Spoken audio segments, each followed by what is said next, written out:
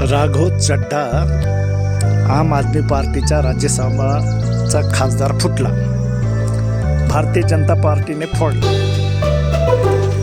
ह्यात राजू चड्ढा दोषी नाही आणि बीजेपी तर नाहीच नाही. तर दोषी कोण? अरविंद केजरीवाल. अशोक मित्तलला ईडी मागं लावून मजबूर केलं पक्ष फोडायला आणि 7 खासदार आम आदमी पार्टीचे बीजेपीने फोडले. हसन मुश्रीफ तटकरे फोडले, प्रफुल्ल पटेल फोडले.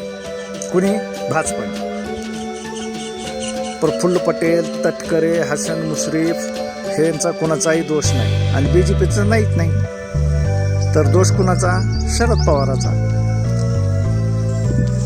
त्या भाजपाने 70,000 करोडचा घोटाळा असणारे आरोप करून फोडून आपल्या पक्षात घेऊन उपमुख्यमंत्री केले.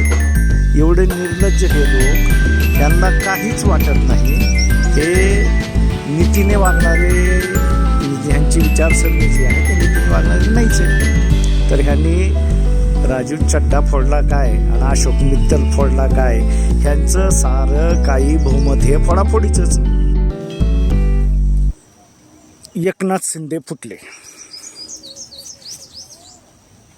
कारण त्यांच्या पीएची ईडी मार्फत चौकशी चालू होती आणि एकनाथ शिंदेचंही काहीतरी समृद्धी महामार्गाचा गोंधळ होता.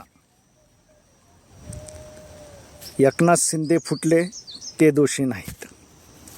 भाजपाने फोडलेत, ते तर दोषी असायचं कारणच नाही. तर दोषी कोण? उद्धव ठाकरे.